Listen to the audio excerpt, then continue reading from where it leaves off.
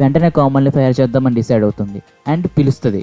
But మన కోమల్ తన కనెక్షన్స్ని flex చేద్దామని మన హార్ట్కి ఇంకేనా మన చింటూ బైకి ఫోన్ కొడతాడు.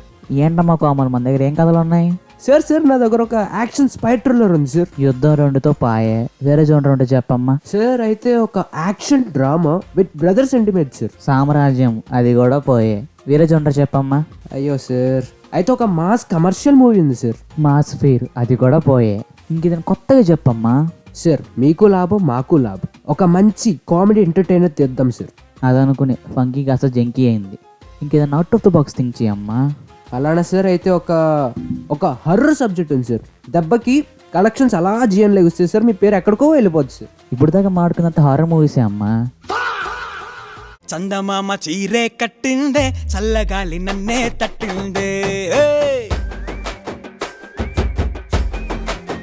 పూల